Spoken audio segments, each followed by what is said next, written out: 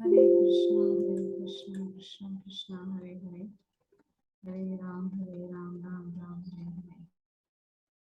जय श्री प्रभुपाद की जय। हरे कृष्णा। तो आज भागवतम क्लास नहीं होगा, आज कृष्ण बुक का क्लास होगा। So it's been very long.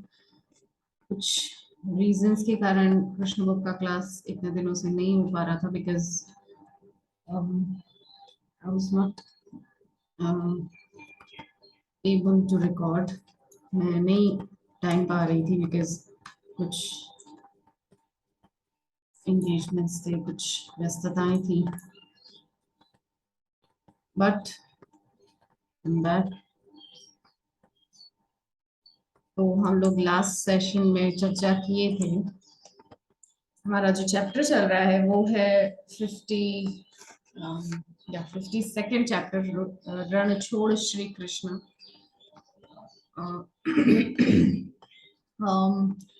तो भगवान जो है वो किससे बात कर रहे हैं?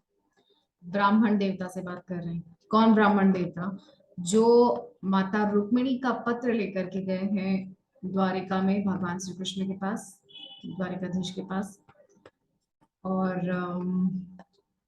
तो अब ब्राह्मण देवता की सेवा भगवान कर रहे हैं। वो बहुत अच्छी हॉस्पिटैलिटी, बहुत अच्छा उनको ट्रीटमेंट्स दे रहे हैं, बहुत अच्छे से उनको वेलकम किया, एवरीथिंग। तो आगे कह रहे हैं कि ब्राह्मण को दिया गया श्री कृष्ण का यह उपदेश अत्यंत महत्वपूर्ण है। तात्पर्य यह है कि सच्चे ब्राह्मण को किसी भी दशा में अशांत नहीं होना चाहिए। इस आधुनिक समय कलयुग में तथाकथित ब्राह्मणों ने शूद्रों से भी निम्न कोटि के निंद्य पद को स्वीकार कर लिया है, तो भी वे चाहते हैं कि उन्हें योग्य ब्राह्मण माना जाए। देखिए, दो तरीके के लोग होते हैं। एक तो होते हैं ब्राह्मण और एक होते हैं ब्रह्म बंधु। सभी सभी में होता है ये। क्षत्रिय क्षत्रिय बंधु, वैश्य वैश्य बंधु, शूद्र शूद्र बंधु। जो आपकी प्रिस्क्राइब्ड ड्यूटीज हैं। प्रिस्क्राइब्ड ड्यूटीज मतलब, बहुत लोकल लैंग्वेज में मैं बोल देती हूँ इस चीज को, प्रिस्क्राइब्ड। देखिए, एक डॉक्टर के पास आप जाते हैं, वो आपको क्या देता है? प्रिस्क्रिप्शन। प्रिस्क्रिप्शन यानी कि RX लिखा रहता है हेडिंग में। देन उसके बाद वो जो भी आपके लिए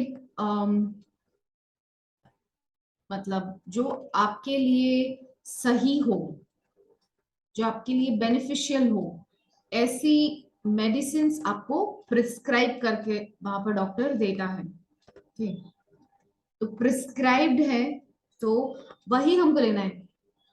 लेकिन हम जाकर मेडिकल शॉप पे ऐसे नहीं बोल सकते आपके पास जितनी भी मेडिसिन हैं सब एक एक करके मुझे दीजिए। नहीं, बिकॉज हमको वही लेना है जो हमको प्रिस्क्राइब्ड किया गया है डॉक्टर के द्वारा।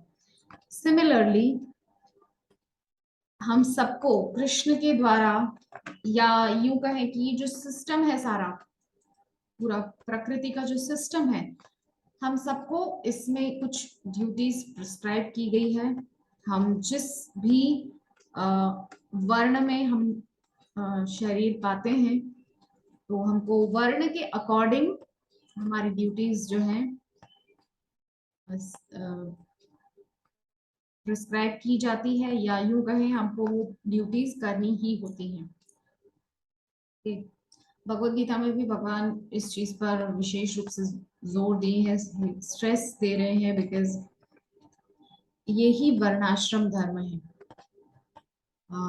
मीन्स जैसे आप एक ब्राह्मण हैं, तो लास्ट सेशन में भी मैंने कहा था दैट ब्राह्मण्स का जो प्रिस्क्राइब ड्यूटीज है वो है यजन याजन पठन पाठन। खुद यज्ञ करना और लोगों के लिए यज्ञ कर देना।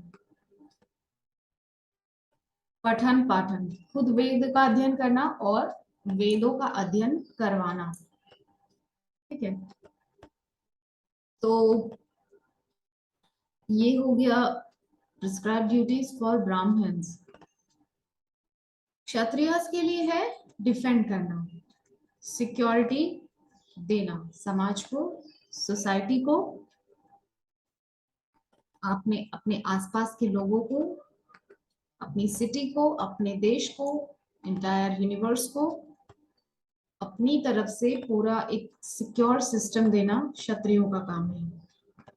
लेकिन आजकल हम देखते हैं कि आर्मी में ब्राह्मण लोग भी चले जा रहे हैं, कोई भी चले जा रहा है, बट एक्चुअली ये जो क्षत्रिय लोगों का ये जो सिस्टम है ये नहीं चलता है।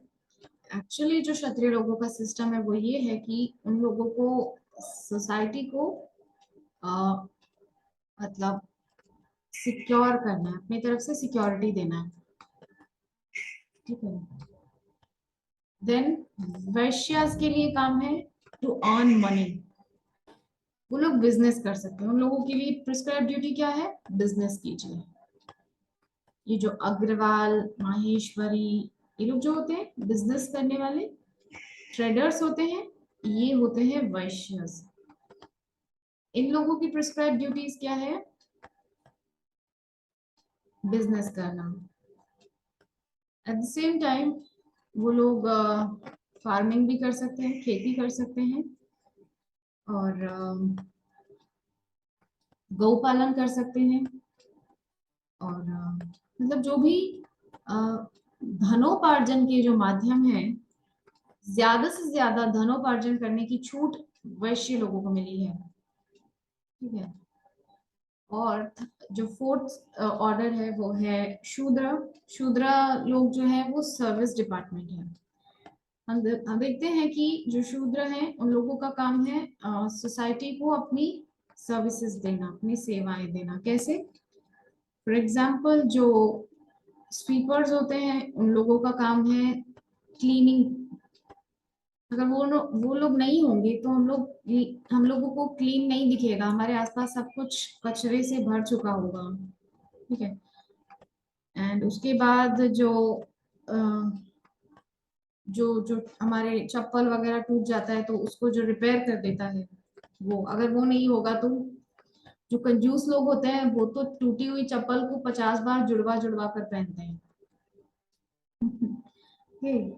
तो ऐसे लोग तो मोची के पास ही जाना प्रेफर करते हैं instead of buying a new pair, ठीक है। एक नई जोड़ी खरीदने के मुकाबले जो कंजूस लोग, जो मक्खी चूस लोग होते हैं नहीं, यहाँ पे सिर्फ मैं कंजूस लोग नहीं बोलूंगी, जो गरीब लोग हैं वो लोग तो पुरानी चप्पल को ही रिपेयर करवा के पहनेंगे ना, उनके पास वो नहीं अवेलेबल करवा सकते नई जोड़ी को। तो वहां पर जो मोची है वो क्या काम करेगा, रिपेयर करके देगा आपकी चप्पल को, आप फिर से उसको यूज कर सकते हैं एटलीस्ट 6 मंथ्स। तो ये जो ऑर्डर है, फोर्थ ऑर्डर जो है शूद्रास, ये हमें अपनी सेवाएं प्रदान करते हैं। नॉट इवन ब्राह्मण को, क्षत्रियो को, वैश्य को, तीनों जो फर्स्ट सेकंड थर्ड जो तीनों हैं, उन तीनों को ये फोर्थ ऑर्डर अपनी सेवाएं प्रदान करते हैं।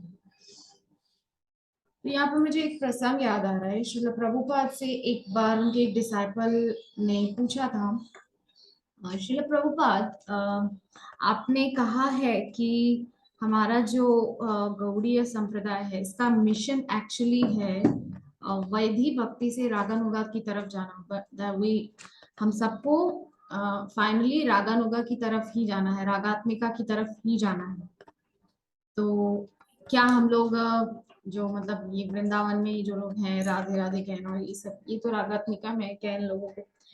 तो श्रील प्रभुपाद अपने लेटर में आंसर कर रहे हैं, देखिए मैंने बहुत कुछ लिखा है, ठीक है, लेकिन सब कुछ आपके लिए नहीं होता है। आपके लिए जो प्रिस्क्राइब है आप वही कीजिए। मेडिकल शॉप में बहुत सारी मेडिसिन मिलती हैं, जरूरी नहीं वो सब आपके लिए जरूरी हो। आप जो मेडिसिन आपको प्रिस्क्राइब की गई हैं आप उनको लीजिए, ठीक है। तो आप सोचते होंगे ना कि वृंदावन में जो रहते हैं वो कितना हा राधे हा कृष्ण करके रोते रहते हैं, बट वो मेथड, वो प्रोसेस हमारे लिए नहीं है। क्यों नहीं है? हमको बहुत सोच समझ के सब कुछ करना है, जस्ट वैसे ही अंधेपन में बह नहीं जाना है। ठीक है, आप ये नहीं कह सकते कि वृंदावन में वो लोग सब इस तरह से कर रहे हैं, रो रहे हैं। That is called Sahajiya. Sahajiya means सहज ही भगवान को पालेंगे। No, it's not easy. भगवान को पाना it's not a easy job, it's not a easy job. Okay, it's not a joke. आप इतना आसानी से भगवान को नहीं पा सकते। तो क्या करना है? वैधि भक्ति के प्रोसेस में हमको चलना है। दैट मीन्स साधन, हमको साधन करना है। जब तक हमारा साधन नहीं सिद्ध हो जाता, हम रागात्मिका में या रागानुगा में नहीं जा सकते। ठीक है, और देखिए रागानुगा क्या है। ये जो सारे सब्जेक्ट्स है ना, मैं जो सेमिनार आने वाला है, अपकमिंग जो सेमिनार है नवंबर में, उसमें मैं ये सब चीजें बहुत अच्छे से विविडली डिस्कस करने वाली हूँ।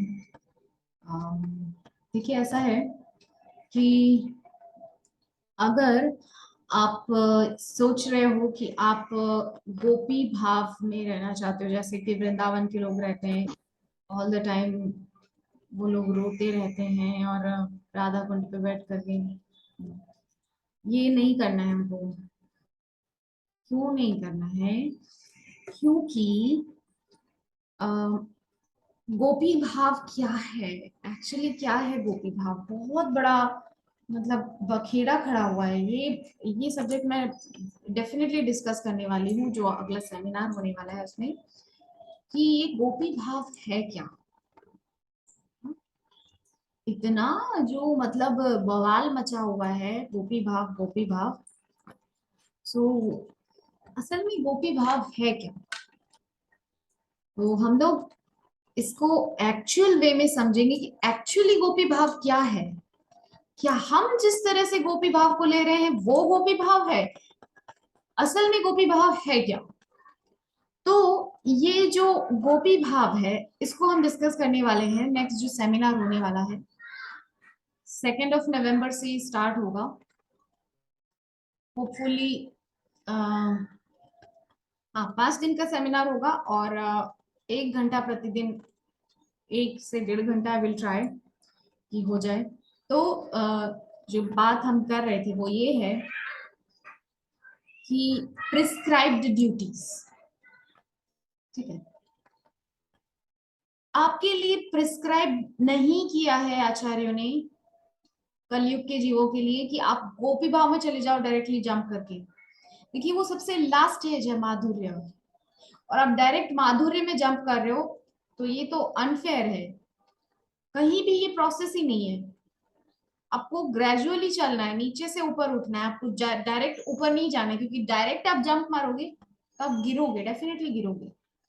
जैसे कि बहुत ही क्या मैं कहूँ, एक आश्चर्य की बात है कि वृंदावन में जो इस्कॉन डिवोटीज रहते हैं ना, वो धीरे धीरे धीरे धीरे हरे कृष्ण से राधे राधे पर आ जाते हैं। ठीक है, हरे कृष्ण से राधे राधे पर आ जाते हैं, इवन इस्कॉन डिवोटीज भी, जो कि बिल्कुल सही नहीं है। क्यों? आपने कहीं देखा है कि श्रील प्रभुपाद ने राधे राधे यूज किया? अरे इवन श्रील प्रभुपाद ने कहीं कीर्तन भी नहीं गाया राधे नाम का, कहीं भी। श्रील प्रभुपाद के जितने भी कीर्तन हैं उनमें सिर्फ और सिर्फ श्रील प्रभुपाद ने हरे कृष्ण कीर्तन गाया है, दैट्स इट। कहीं भी श्रील प्रभुपाद ने राधे नाम का उच्चारण ही नहीं किया है। उन्होंने सिर्फ और सिर्फ श्रीमती राधा रानी वर्ड यूज किया है। लेकिन उन सहजिया लोगों की, राधा कुंड श्याम कुंड वालों की संगत में, उनके टच में आ आकर के इस्कॉन डिवोटीज भी राधे राधे बोलना स्टार्ट कर देते हैं। क्यों राधे नहीं बोलना चाहिए? देखिए भगवान श्री राम जो है अपनी पत्नी माता सीता को प्रेम से क्या बुलाते थे? सीते।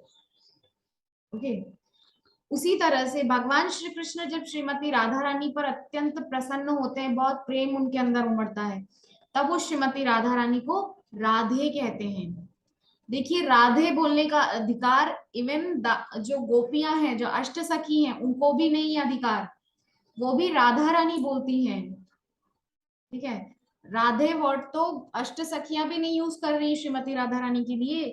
कृष्ण के अलावा राधा रानी को राधे कहकर कोई नहीं बुलाता।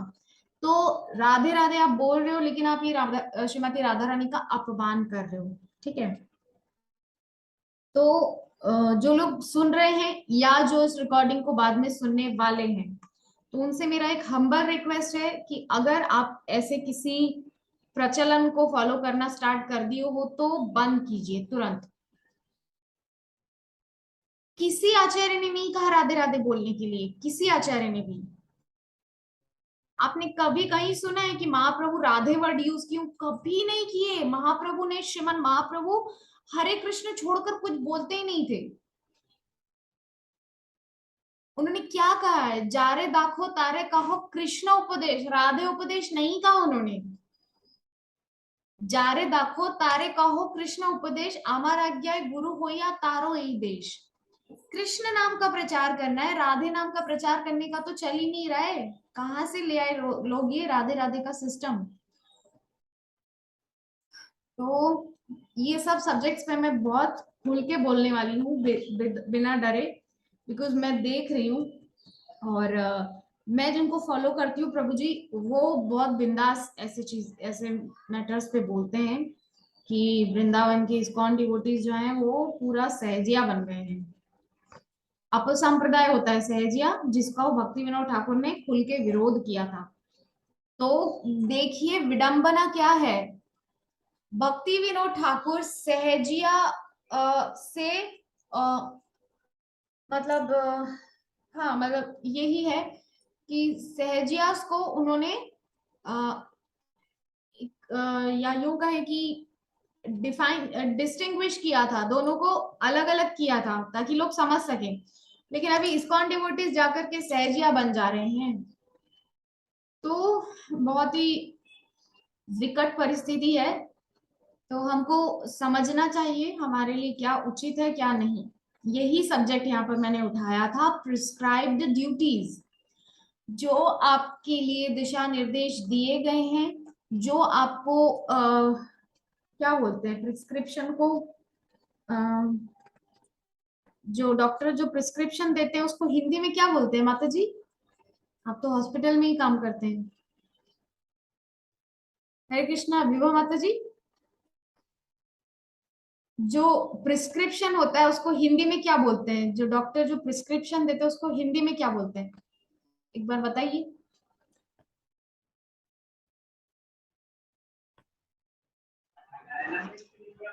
जांच, जांच के लिए प्रिस्क्रिप्शन जो दवाइयां लिख कर देते हैं ना डॉक्टर, ऊपर आरएक्स लिखा होता है, फिर पूरा दवाई लिख कर देते हैं निर्देश, निर्देश। हाँ, निर्देश ना, यही बोलते हैं। जी। ठीक है, तो यही चीज यहाँ पर बोल रहे हैं भगवान कि जो जिसके लिए निर्देश किया गया है, जो जिसके लिए पथ्य सुपथ्य कुपथ्य बताए गए हैं, जो छोड़ना है, डूज एंड डोंट्स जो बताए गए हैं, वही हमको फॉलो करना है। लेकिन फिर भी लोग अपने मन से चल रहे हैं, इस्कॉन में भी अपने मन गढ़ंत जो बना रहे हैं। तो इसके फिर परिणाम भी आएंगे सामने। एनीवेज, तो यहाँ पर भगवान कह रहे हैं कि आजकल जो ब्राह्मण है वो भी शूद्रों के लेवल पे आ गए हैं। ये सब कुछ भी आजकल रह नहीं गया है। वर्णाश्रम, वर्णाश्रम बोल के कुछ रह नहीं गया आजकल। बहुत खतरनाक हालत हो गया है समाज का। तो वास्तव में एक योग्य ब्राह्मण सदैव अपने ही कर्तव्यों पर दृढ़ रहता है। वह कभी भी शूद्र अथवा शूद्रों से भी निम्न कोटि के कर्तव्य स्वीकार नहीं करता। प्रामाणिक धर्म ग्रंथों में परामर्श दिया गया है कि विशेष परिस्थितियों में ब्राह्मण, क्षत्रिय अथवा वैश्य का व्यवसाय स्वीकार कर सकता है। मतलब जो ब्राह्मण है वो कुछ स्पेशल सिचुएशंस में, यानी कि कुछ विशेष परिस्थितियां हो उसमें जो है ब्राह्मण या तो क्षत्रिय का या वैश्य का जो धर्म है या व्यवसाय है उसको एक्सेप्ट कर सकता है, लेकिन वो भी विशेष परिस्थितियों में हमेशा नहीं। तो किंतु उसे शूद्र का व्यवसाय कभी नहीं स्वीकार करना चाहिए, मतलब शूद्र जो करते हैं वो नहीं करना चाहिए। भगवान श्री कृष्ण ने घोषणा की कि यदि ब्राह्मण विवेक पूर्वक अपने धार्मिक सिद्धांतों पर दृढ़ रहता है तब उसे जीवन की किसी भी प्रतिकूल स्थिति द्वारा विचलित नहीं होना चाहिए। यानी कि देखिए, सुदामा जी का सबसे बेस्ट ऑप्शन यहाँ पर एग्जाम्पल है कि सुदामा जी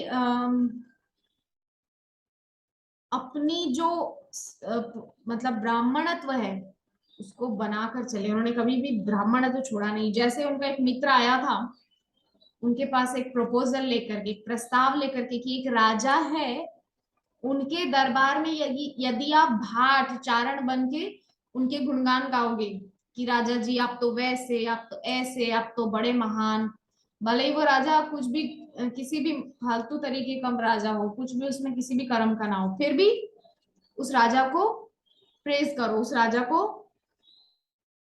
खूब बढ़ाई करो, ऐसा। लेकिन सुदामा जी ने उसको एक्सेप्ट नहीं किया। सुदामा जी बोले कि देखिए, मैं कृष्ण के नाम का गुणगान गाने के अलावा और किसी का नहीं गा सकता, क्योंकि मैं एक ब्राह्मण हूं और मैं भाटचारण नहीं बन सकता। ठीक है, तो इसीलिए यद्यपि उनके घर में कुछ भी नहीं था खाने पीने के लिए, वो चाहते तो वो प्रपोजल एक्सेप्ट कर सकते थे, राजा के द्वार दरबार में जाकर के गाना, उसकी गुणगान करना वगैरह, लेकिन उन्होंने नहीं किया। यहाँ पर वही चीज लिख रहे हैं कि ब्राह्मण अगर विवेक पूर्ण होकर के अपने धार्मिक सिद्धांतों पर दृढ़ रहता है तो वो किसी भी परिस्थिति में विचलित नहीं होगा।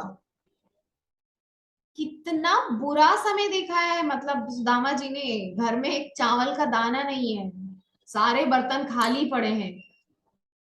ओके, कुछ भी नहीं है घर में, कुछ भी नहीं, फिर भी विचलित नहीं हो रहे, फिर भी एकदम प्रशांत है, एकदम सेटिस्फाइड है, किसी से कोई शिकायत नहीं है, कुछ भी नहीं। तो निष्कर्ष रूप में भगवान श्री कृष्ण ने कहा, मैं ब्राह्मण तथा वैष्णवों को सादर प्रणाम करता हूँ, क्योंकि ब्राह्मण सदैव आत्मसंतुष्ट रहते हैं और वैष्णव सदैव मानव समाज के वास्तविक कल्याण के कार्यों में संलग्न रहते हैं। क्या देखिए, बहुत सुंदर दो क्वालिटीज बता रहे हैं यहाँ पर। भगवान कह रहे हैं कि मैं ब्राह्मण और वैष्णवों को प्रणाम करता हूँ। क्यों? क्योंकि ब्राह्मण जो है ना, वो सदैव संतुष्ट रहते हैं, जो है ठीक है, नहीं है तो बहुत ही अच्छा है, टेंशन मिटी, क्योंकि ज्यादा होने से उसको समेटना पड़ता है, उसको रखने की जगह, उसको संभालने का टेंशन वगैरह वगैरह। सेकंड, वैष्णव जो है वो सदैव मानव समाज के कल्याण के कार्यों में लगे रहते हैं, जैसे कि श्रील प्रभुपाद। देखिए, मानव समाज का असली कल्याण हॉस्पिटल बनाने से नहीं होगा। एक बार उसका रोग दूर होगा, पुनः रोग हो सकता है, लेकिन अगर भव रोग से मुक्ति मिल गई ना, तो फिर सारे रोगों से सदा सदा के लिए मुक्ति मिल जाएगी। और जो वैष्णव होते हैं ना, वो उसी भव रोग को दूर करने का कार्य करते हैं। ठीक है, वैष्णव टेम्परेरी सोल्यूशन नहीं देते हैं समाज को कि चलिए आपको हमने एक टाइम खाना दे दिया, आपका काम हो गया, अरे अगले टाइम फिर भूख लगेगी उसको, तो तब आप क्या करेंगे, कहाँ जाएंगे, क्या देंगे उनको। लेकिन अगर आप व्यक्ति को भक्ति प्रदान कर रहे हैं, कृष्ण भक्ति प्रदान कर रहे हैं, तो उसकी जन्म जन्मांतरों की जो भूख है वो शांत हो जाएगी। तो वैष्णव समाज सेवक से करोड़ों गुना ऊपर है। ठीक है, एक समाज सेवक टेम्परेरी लोगों को फीड कर सकता है, सोल्यूशन दे सकता है, लेकिन एक वैष्णव परमानेंटली लोगों को स्पिरिचुअली फीड करता है और उनको परमानेंट सॉल्यूशंस देता है। ठीक है, वे जन साधारण के सर्वोत्तम मित्र हैं, दोनों ही मिथ्या अहंकार से मुक्त हैं और सदैव शांत चित्त रहते हैं। भगवान ब्राह्मण और वैष्णव की प्रशंसा कर रहे हैं। तत्पश्चात भगवान कृष्ण उस ब्राह्मण से राज्य के राजाओं क्षत्रियों के विषय में जानना चाहते थे। अतएव उन्होंने पूछा कि क्या राज्य के सभी नागरिक प्रसन्न हैं? किसी राजा की योग्यता का मूल्यांकन उसकी प्रजा की दशा से किया जाता है। तो ब्राह्मण देवता जो आए हैं माता रुक्मिणी का पत्र लेकर, भगवान उनसे पूछ रहे हैं कि क्या सब कुछ ठीक चल रहा है राज्य में, कहीं कुछ खराबी तो नहीं है, वगैरह वगैरह। तो अगर वे सब तरह से प्रसन्न हैं, मतलब जो जनता सब समय सब तरफ से प्रसन्न है, तो समझा जाता है कि जो राजा है वो ठीक है। तो देखिए अभी हम सभी देख रहे हैं, चाहे किसी भी पार्टी का राज हो, मैं नाम नहीं ले रही हूँ, चाहे किसी भी पार्टिकुलर पार्टी का राज हो, चाहे फूल हो, चाहे हाथ हो, या चाहे जो कुछ भी हो, लेकिन जनता अप्रसन्न थी, है और रहेगी। इसका मतलब जो राजा है वो ईमानदार नहीं है। ठीक है, राजा ईमानदार नहीं है और अपना कर्तव्य उचित रूप से नहीं कर रहा है। श्री कृष्ण ने कहा कि जिस राजा के राज्य में नागरिक प्रसन्न होते हैं वह राजा उन्हें अत्यंत प्रिय है। भगवान श्री रामचंद्र क्यों सबको प्रिय थे? महाराज युधिष्ठिर, महाराज परीक्षित, राजा अम्बरीश, ये क्यों जनता को इतने प्यारे लगते थे? क्योंकि ये ईमानदार थे, इनका अपना कोई सेल्फ इंटरेस्ट नहीं था, ये जो कुछ करते थे जगत कल्याण के लिए करते थे। तो श्री कृष्ण समझ सकते थे कि वह एक गोपनीय संदेश लेकर आया था, अतः उन्होंने कह दिया आपको कोई आपत्ति ना हो तो मैं आपको अनुमति देता हूं कि आप अपना यहाँ आने का उद्देश्य बताएं। ठीक है, तो जो ब्राह्मण देवता है उनसे भगवान कह रहे हैं कि आप किस कारण से आए हैं, बताइए। तो भगवान इस प्रकार भगवान के साथ इन दिव्य लीलाओं से अत्यंत संतुष्ट होकर ब्राह्मण ने श्री कृष्ण से भेंट करने आने के अपने प्रयोजन की पूरी कथा सुनी। तो ब्राह्मण देवता बोलना शुरू कर रहे हैं और उन्होंने जो माता रुक्मिणी के भेजा हुआ पत्र था उसको निकाला और कहा कि ये जो रुक्मिणी है राजकुमारी है विदर्भ की, और भीष्मक राजा जो है उनकी पुत्री है, 5 भाइयों की इकलौती बहन है। तो वो कह रही हैं कि मैंने, हे भगवान श्री कृष्ण, हे अच्युत, हे त्रिभुवन सुंदर, कोई भी मानव जो आपके दिव्य स्वरूप तथा लीलाओं के विषय में श्रवण करता है वह तत्काल अपने कानों के द्वारा आपके ज्ञान यश तथा गुणों में मग्न हो जाता है। श्रुत्वान गुणान भुवन सुंदर शृण्वताम ते निर्विश्य कर्ण विवरैर हरतुंगतापम। ठीक है, भगवान के गुणों की चर्चा यहाँ पर चल रही है।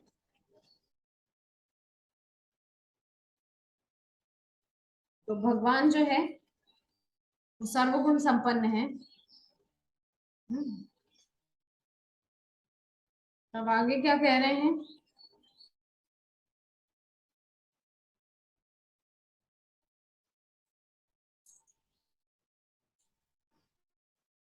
इस प्रकार उसके सभी भौतिक दुख शांत हो जाते हैं। जो आपके विषय में सुनता है उसके सारे दुख खत्म हो जाते हैं और वह आपके स्वरूप को अपने हृदय में स्थिर कर लेता है।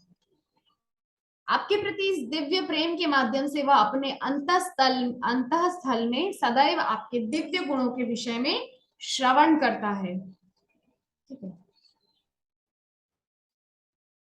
इतने प्रत्यक्ष रूप से अपनी भावाभिव्यक्ति करना संभवतः मेरी निर्लज्जता मानी जाए, किंतु आपने मेरा हृदय ले लिया है और मुझे मोहित कर लिया। आपको संदेह हो सकता है कि मैं एक अल्प आयु की कुमारी कन्या हूं, अतः आप मेरी चरित्र दृढ़ता पर संदेह कर सकते हैं, किंतु प्रिय मुकुंद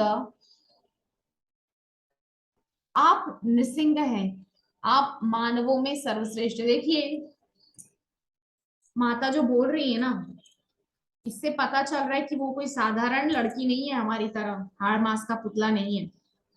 वो कौन है? भगवान की इटर्नल स्पाउस है, उनकी चिर संगिनी है, माता लक्ष्मी है। कैसे उनको पता चला कि भगवान नृसिंह भी है?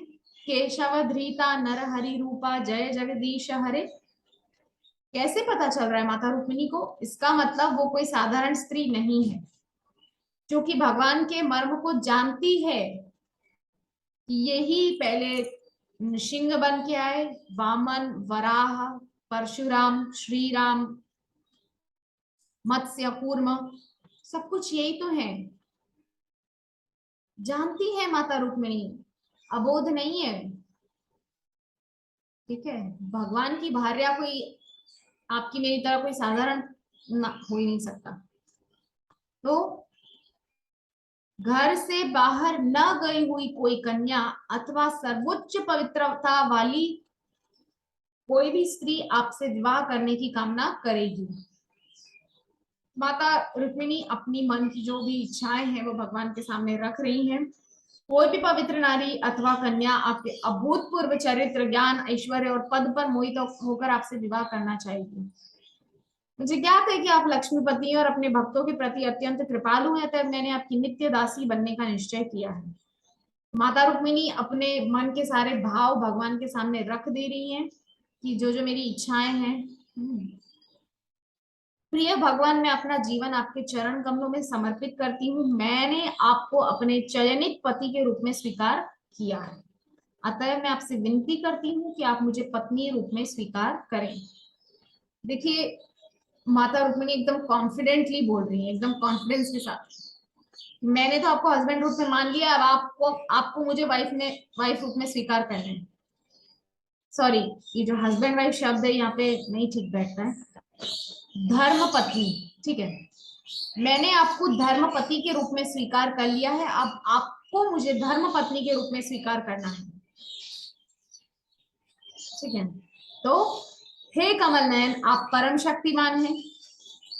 अब मैं आपकी हो चुकी हूँ, यदि सिंह का आहार सियार ले जाए तो बहुत ही शर्म की बात होगी।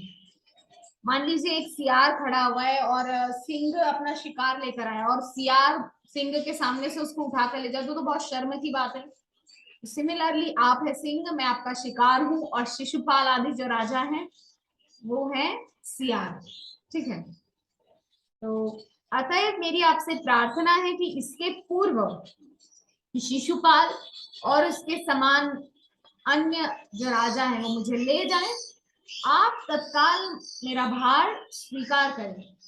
प्रिय भगवान, अपने पुनर्जन्म में मैंने कुएं बनवाने और वृक्ष लगाने जैसे कुछ जन कल्याण के कार्य किए होंगे, अथवा अनुष्ठान, यज्ञ, गुरु, ब्राह्मण तथा वैष्णवों की सेवा आदि की होगी। संभवतः अपने इन कार्यों द्वारा मैंने भगवान श्री नारायण को प्रसन्न किया हो। तो माता रुक्मिणी यहाँ पर बोल रही है कि मुझे ऐसा लगता है कि मैंने ये सब कुछ जो पुण्य कर्म है ये सब किए होंगे, जिसकी वजह से यदि ऐसा है तो हे बलराम के भ्राता भगवान कृष्ण, मेरी कामना है कि आप यहाँ आकर मेरा पाणी ग्रहण करें, जिससे कि शिशुपाल और उसके साथी मुझे स्पर्श ना कर सके। ठीक है, तो इस तरह से माता रुक्मिणी एक तरह से इंस्ट्रक्शंस दे रही भगवान को कि आपको आना ही है। ठीक है, शिशुपाल के साथ रुक्मिणी का विवाह पहले से ही निश्चित हो चुका था, अतएव रुक्मिणी ने सुझाव दिया कि श्री कृष्ण उनका हरण कर ले, जिससे इस व्यवस्था में परिवर्तन हो सके। देखिए, ऐसा है, हम पहले ही डिस्कस कर चुके हैं कि जो राजा हैं और पूरी फैमिली कृष्ण के साथ विवाह करवाने के लिए राजी थी, लेकिन जो रुक्मी है अपने अंदर कोई द्वेष पाल के बैठा था। दैट्स व्हाई वो नहीं चाह रहा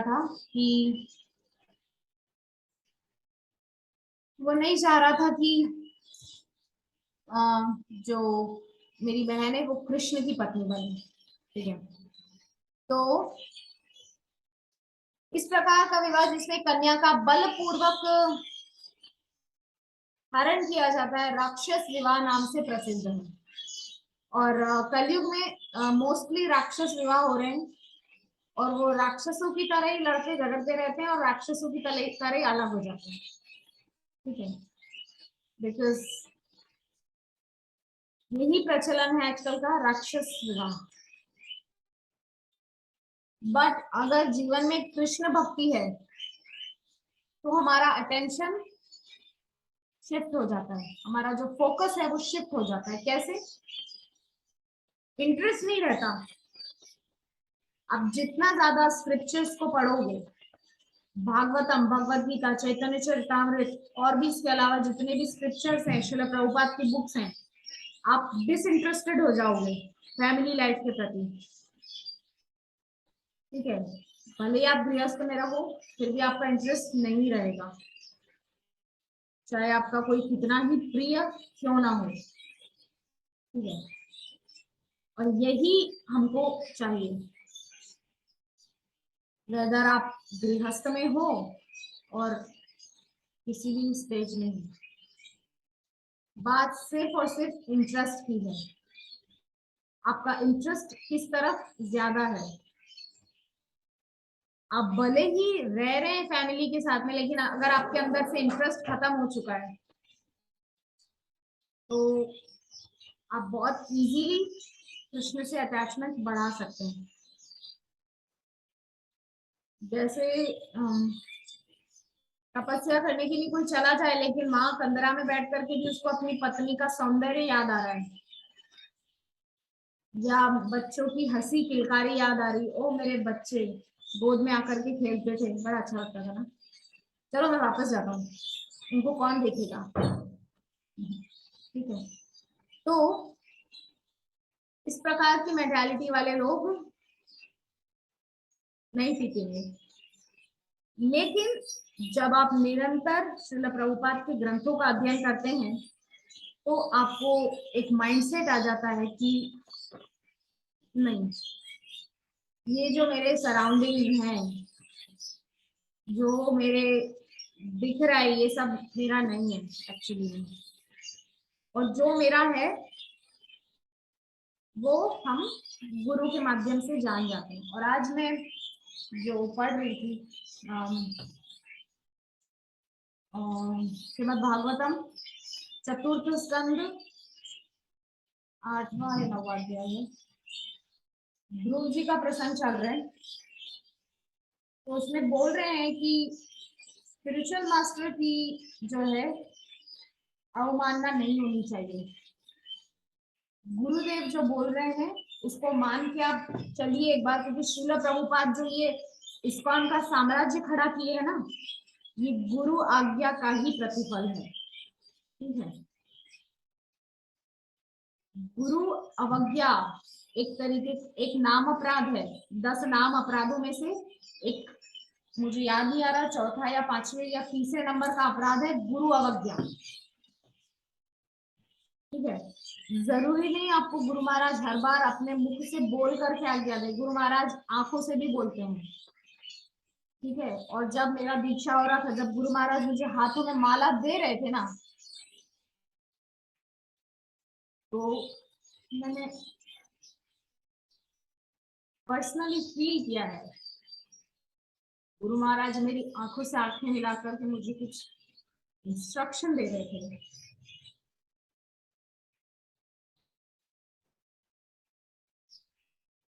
इसको मैंने पर्सनली फील किया है। क्योंकि गुरु महाराज हाड़ मास का पुतला नहीं होता है, देखने में लग सकता है अरे वो तो व्हील चेयर पर है, वो तो खुद अभी सक्षम नहीं है कुछ करने में, वो तो 10 असिस्टेंट अपने आसपास लगा रखे हैं, ठीक से बोल तक नहीं पाते, खा पी नहीं सकते, वो कैसे गुरु हो सकते हैं। एक बहुत ही पवित्र परंपरा का हिस्सा है गुरु महाराज। ठीक है, not even only my Guru Maharaj, सारे गुरु महाराज इतनी महान परंपरा का हिस्सा है गुरु महाराज। श्रील प्रभुपाद ने उनको क्या ऐसे ही अपना उत्तराधिकारी बना दिया बिना कुछ क्वालिटी देखे, हो ही नहीं सकता। गुरु महाराज एक ऐसी पर्सनालिटी होती है जिनको हम समझ ही नहीं सकते।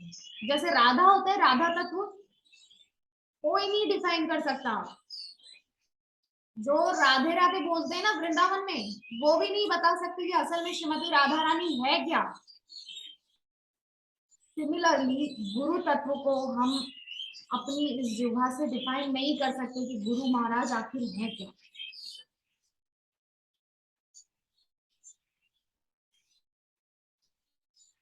तो गुरु महाराज के वो बड़े बड़े जो नीले नीले नेत्र हैं वो आज भी मेरी आंखों के सामने घूमते हैं। ठीक है,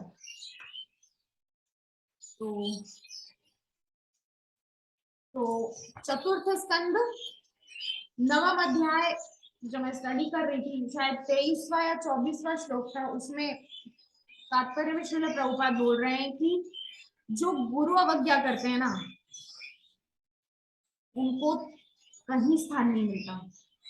जिस दिन मेरा दीक्षा हो रहा था उस दिन वहां पर जो स्पीकर मतलब जो सीनियर डिवोटीज थे जो बोल रहे थे, वो बोल रहे थे कि कृष्ण आपको रिजेक्ट करेंगे ना, गुरु आपको एक्सेप्ट कर लेंगे कभी, लेकिन गुरु रिजेक्ट करेगा, कृष्ण एक्सेप्ट नहीं करेंगे। ठीक है, इसीलिए हमेशा हमको प्रयास करना चाहिए कि गुरु को हम अपनी तरफ से कभी रुष्ट ना करें, ऐसी कोई एक्टिविटी ना करें जिससे गुरु महाराज को शर्म आए, ये सोचना पड़े कि क्या मैंने इस व्यक्ति को दीक्षा देके कुछ गलती की है।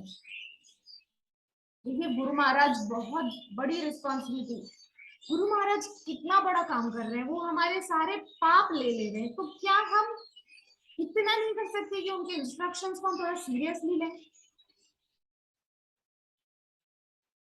आज जिस दिन दीक्षा हुआ, मान लीजिए तब तक एज था 33, इस शरीर का एज था 33 प्लस। ठीक है, उससे पहले के कितने कितने जन्म जा चुके हैं मुझे याद नहीं है, मुझे पता नहीं है। ठीक है, तो सोचिए गुरु महाराज ने इस जन्म के और पिछले कई कई कई कई जन्मों के जितने पाप थे पुण्य थे सब जला के भस्म कर दिए।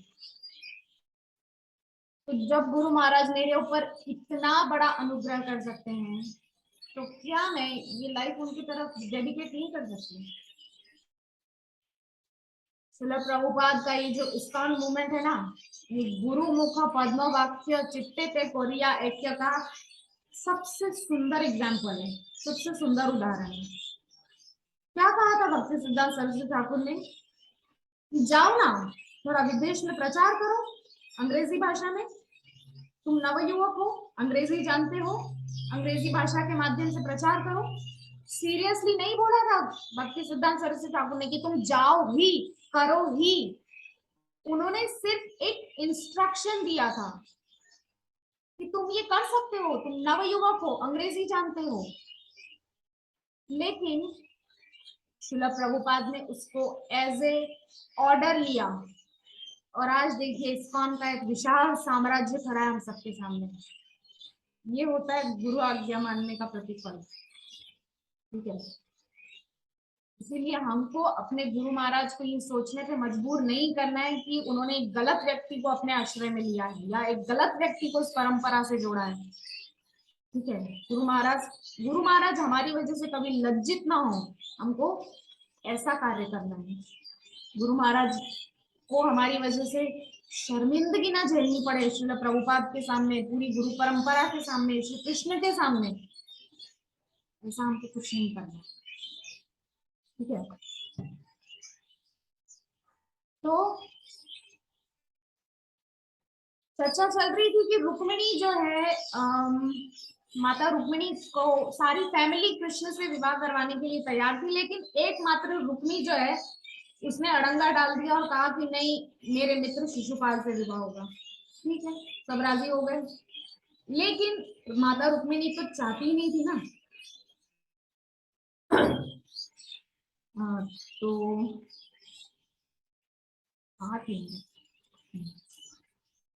तो माता रुक्मिणी जो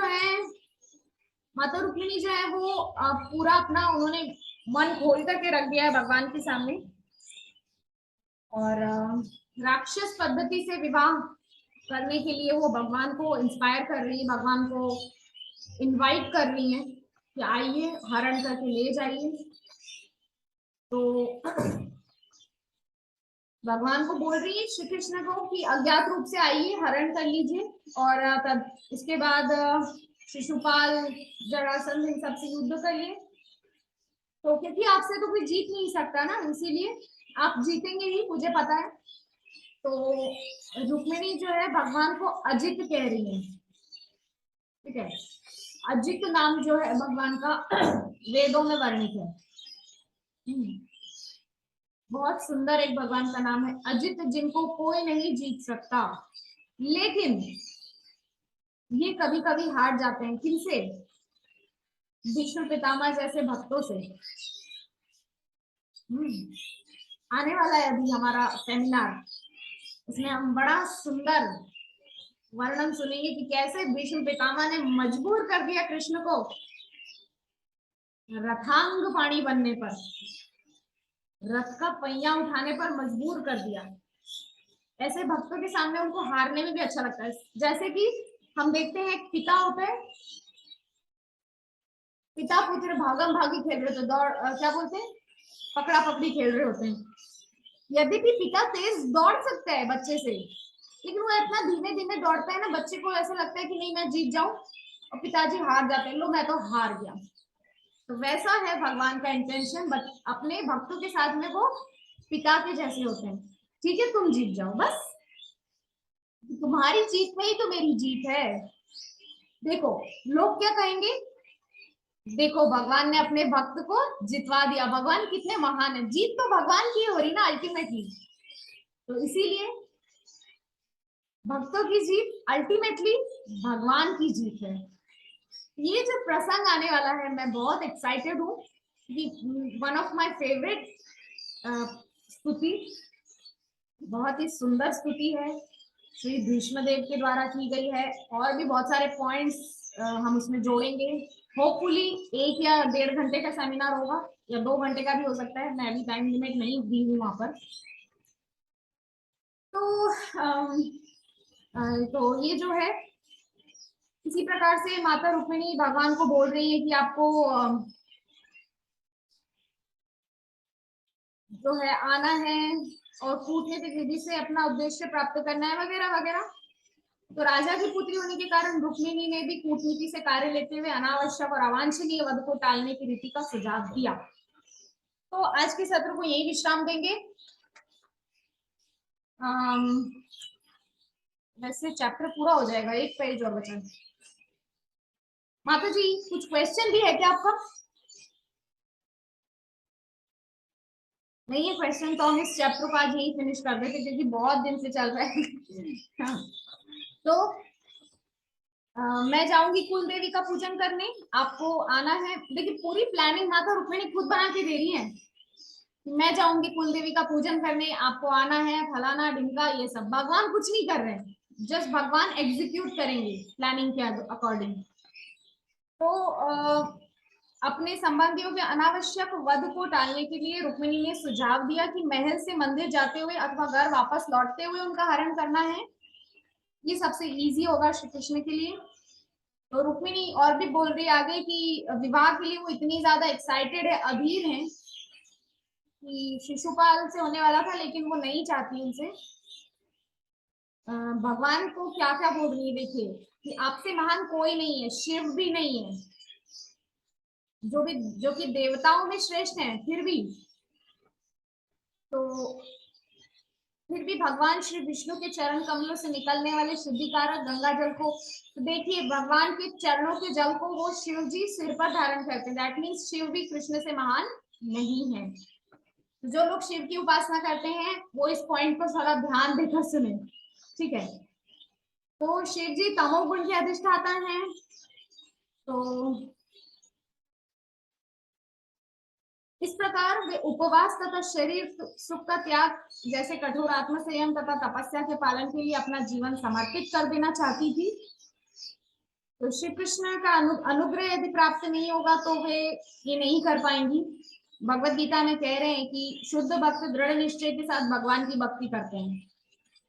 रुक्मिणी देवी द्वारा प्रदर्शित यह दृढ़ निश्चय ही श्री कृष्ण का अनुग्रह करने का एकमात्र, देखिए दृढ़ निश्चय, निष्ठा, निष्ठा, गुरु वाक्यों में निष्ठा, गुरु मुख पद्मा वाक्य चित्ते से कोरियाय, निष्ठा रखनी है गुरु वाक्य में, यही सफलता का मार्ग है। और इस प्रकार से भगवान को बहुत ज्यादा अच्छा अच्छा कुछ बोल रही है माता रुक्मिणी। आप इस प्रकार से जो मैं बोली हूँ आप इस प्रकार से कीजिए, इसी प्रकार से जो है अनुकूल रहेगा करना। और ये जो मैंने बोला इसको आप प्लीज जल्दी से जल्दी तत्काल कीजिए। मैंने आप जल्दी से जल्दी आइए मेरा हरण करने के लिए, क्योंकि समय नहीं है मेरे पास। तो इस प्रकार से ये जो हमारा 52वां अध्याय है, 52वां अध्याय, जिसका नाम है रणछोड़ श्री कृष्ण, ये आज यही संपन्न होता है। बहुत दिन से चल रहा था। तो नेक्स्ट सेशन हम लोग 53rd चैप्टर स्टार्ट करेंगे, जिसका नाम है श्री कृष्ण द्वारा रुक्मिणी हरण। ये कब से स्टार्ट होगा मैं प्रोबेबली बोल नहीं पाऊंगी, क्योंकि मेरा क्लास कब होता है कब नहीं होता मुझे कुछ पता नहीं चलता। तो ठीक है, आज के सत्र को यही विश्राम देते हैं। वाञ्छा कल्पतरुभ्यश्च कृपा सिन्धुभ्येव च पतितानां पावनेभ्यो वैष्णवेभ्यो नमो नमः। हरे कृष्णा कृष्ण कृष्ण हरे हरे, हरे राम राम राम हरे हरे। और आज टॉक शो है, आप प्लीज देखिएगा। हरे कृष्णा।